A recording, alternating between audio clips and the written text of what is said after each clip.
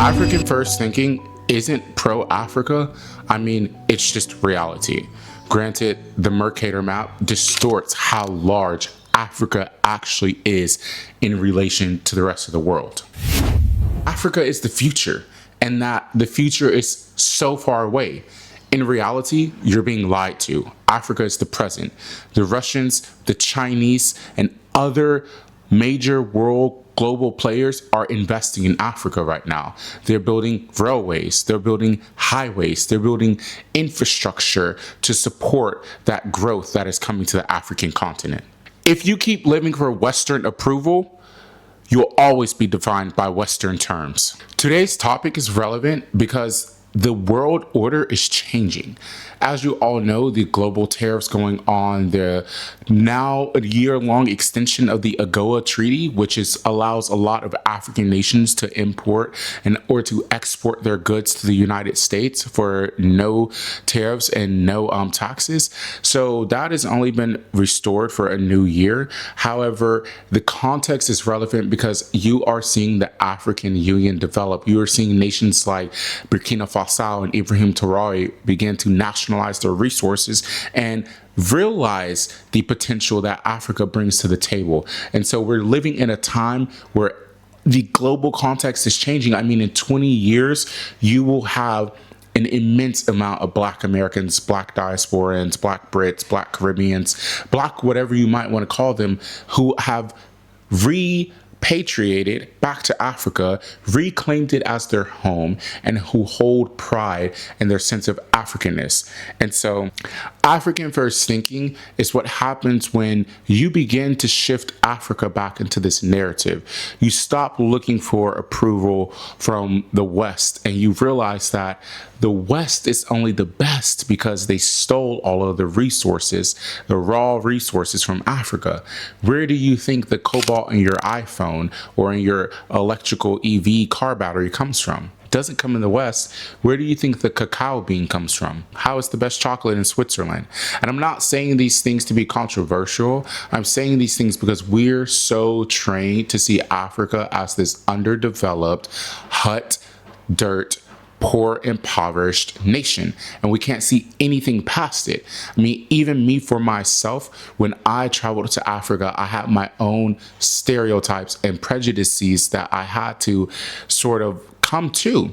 You know, I thought I was so amazed to see the high-rise buildings that you see in Africa and just the luxury restaurants and the beaches, and quite frankly, I was kind of shocked to see Africans with money.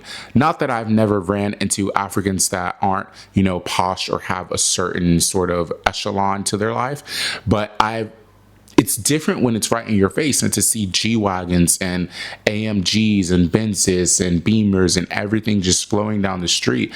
I mean, that really shows you that, one, there's not only capital flowing into Africa, there is a lot of capital flowing out of Africa. African first thinking is when you begin to put Africa first and you stop treating it like a charity case. You start to realize the beauty in the Adinkra symbols and the Jiname and the Sankofa, and you start to really reconnect with your roots, and you want to wear that heritage with you because it is not shameful to be African or be of the African diaspora. Now, African first thinking doesn't mean I hate the West. It just means that I am no longer looking to the West for my sort of norms and expectations and guidelines. I think there are structures that can be used and implemented in Africa. However, I really would encourage African nations and governments to take this time to build out their own framework via the African Union and things like that, which of course is modeled after the European Union in a sense. However, the European Union and the United Nations, they do not give Africa an equitable seat at the table. Africa has too many countries and has the largest youth unemployed population in the world, and no one is doing anything about that. No one is giving them the equity to come and say, like, we need jobs, we want factories built, we want to manufacture, we want to be the largest exporter of raw goods. And so that's really going to take leaders like Ibrahim Traore and even what you're seeing in Benin now. However, I will say one thing that I don't necessarily like about this whole allowing African Americans to come back to Africa is that a lot of times they're doing it with just celebrities. Like you see Spike Lee and Sierra, who were doing the Benin and the Accra, the Ghanaian citizenship. But there is a cachet of upper middle class Black Americans who want this as well. And I feel like they're often left out of the picture. I used to think confidence meant proving myself. And so I would put myself in these spaces and in these places where I was more than likely the only person of color, Black person. Let me say it like that. I don't like the term person of color. I was the only Black person in these rooms, the only Black man in these rooms. And so I used to feel like I would have to prove myself, right? But African first thinking has taught me something quieter. It's taught me to build in silence. It's taught me to lay low. It's taught me not to put all my cards on the table because you don't need to know what I'm onto. It's taught me really how to move in silence and move in stealth, okay? And to slowly build. And why African first thinking is so important to me and why it's even the topic of today's conversation is because when I went to Accra a few months ago, I immediately saw all of the art and the fabrics and just everything that needed to be on display. And I wanted to build a shop, an e-commerce store, which I'm working on doing. But I thought I don't just want to build another business that's just selling things. I want to build an African first business, a business that pays my workers in Africa an equitable wage, a business that shines light on the beauty and the what we define as luxury, because we don't often associate Africa with the word luxury, do we? No, we think luxury, we think Italian, French, Paris, we think London, Dubai, we think all of these sort of upper echelon, high elite places. But I will tell you, Lagos, Accra, Johannesburg, Marrakesh, gosh, you guys don't even begin to understand the emerging fashion scenes that are coming out of Africa. And so I am currently working on building my brand based in Accra because I pride myself and this is like finding me in my journey and going back to my roots. And as I become more familiar with the Adinkra symbols, Sankofa means to go back and get, to retrieve, but it literally means to carry forth with you, like to carry your ancestors with you. And so I see my duty as someone a part of the African diaspora as to pay my respects to my ancestors by paying it forward and making sure that their heritage and lineage never dies. What African first thinking actually means. See, it's not based on geography. It's not putting Africa first because Africa's the largest on the map, although that would be fair. But what's fair isn't always right. You see? Instead, African first thinking is based on priority. It's based on what denotes the culture, the value, and the societal norms within the African diaspora. See, as someone of the diaspora, we all live across different parts of the world.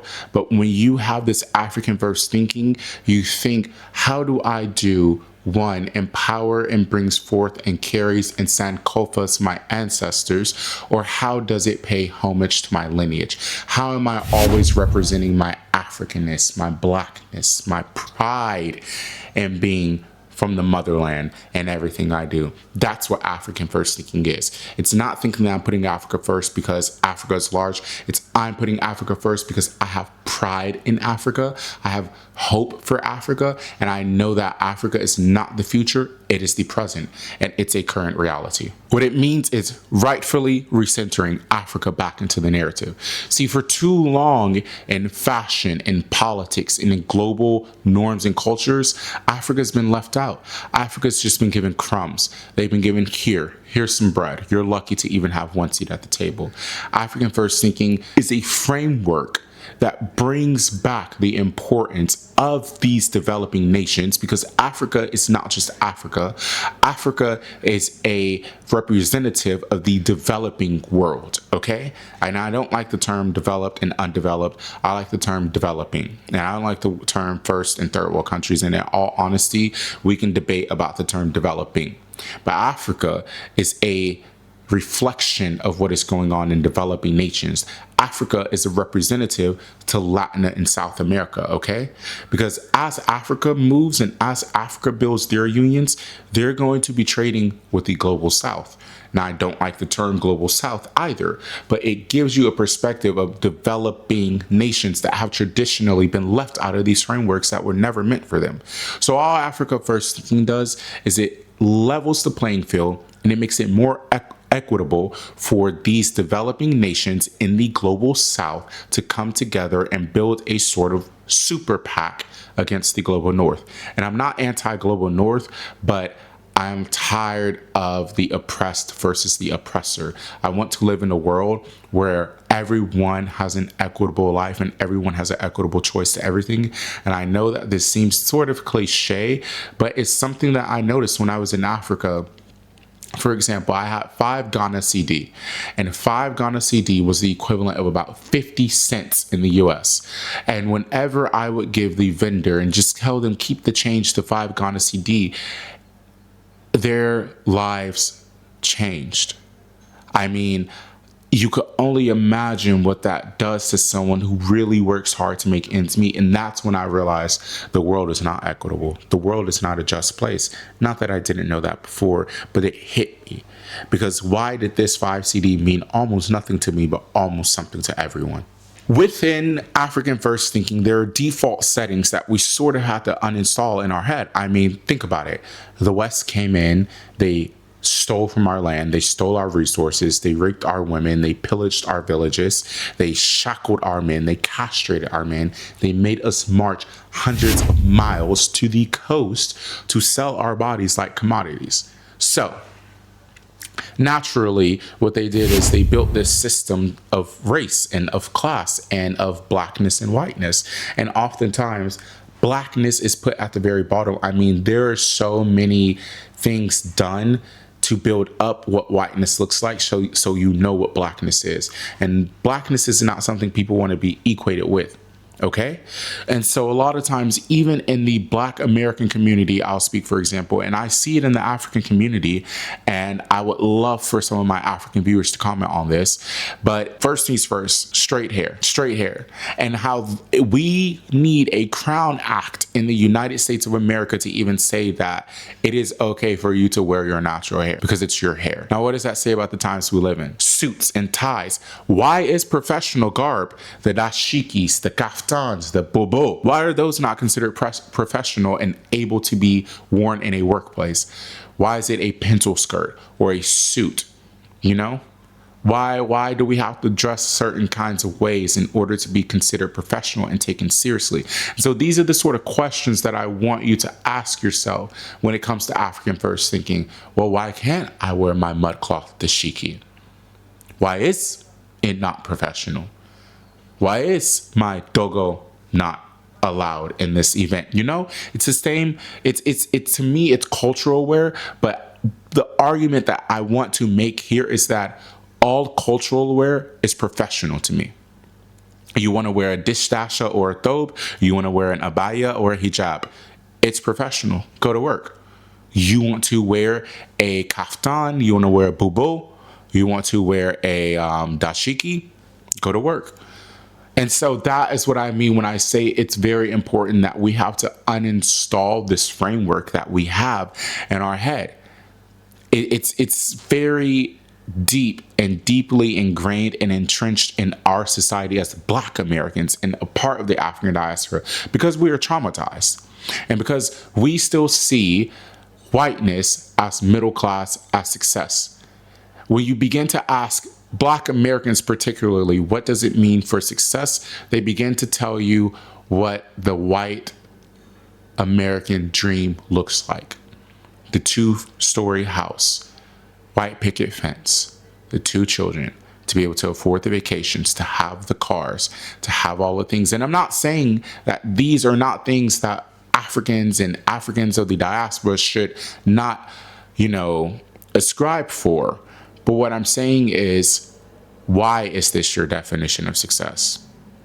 Why is your definition of success not being able to build in your community and invest in your community and to pay it forward and to go back home and build a house, or to work on projects that are meaningful to you.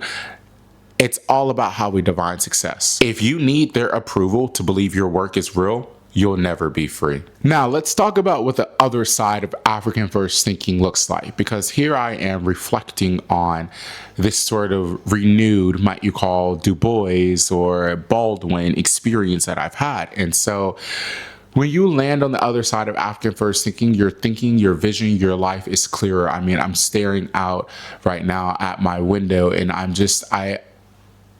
I'm in London, and London, I would say, is such a mecca for Africa because, one, there are so many Africans here, and that is not to negate what the British did historically, but that is to say that African people have found a way, Africans, Caribbeans have found a way, and they have built community here. And London, to me, has become this portal to Africa. You're asking, why don't I just move to Ghana? Why don't I just move to Lagos, Johannesburg? Well, I'm working on that. But this goes back to the point of African governments need frameworks for people that want to immigrate to their countries. Because here I come, not only with Western dollar or pound, but with knowledge. And there's nothing wrong with African knowledge, because African knowledge oftentimes trumps a lot of Western knowledge. However, there are some aspects that I bring, especially when it comes to capitalism and entrepreneurship and business acumen. And so that is why I'm saying that African governments are really fumbling the bag, because they do not have frameworks in place. But the other side of African first thinking is I can't not think anything Africa. I mean, as I'm working on building my brand Hotep Negus, I'm not pretending it's easy. It's difficult when your whole world has been centered around the West to bring Africa back into the narrative. It means confronting infrastructure, bureaucracy, costs, logistics, culture, values, and morals. It's not easy at all. But the point is, difficulty doesn't disqualify the mission. It just means strategy. If you only remember one thing from this video, let it be this. African first thinking, it doesn't shrink your world. It gives you a center so the world can't pull you apart. What would you build if you stopped building for the Western eye? Comment below. Let me know. Thank you for watching. Please like, comment, and subscribe on this video and let me know what you want to see more of. Cheers. Stay blessed. Stay black. Stay grounded. Peace.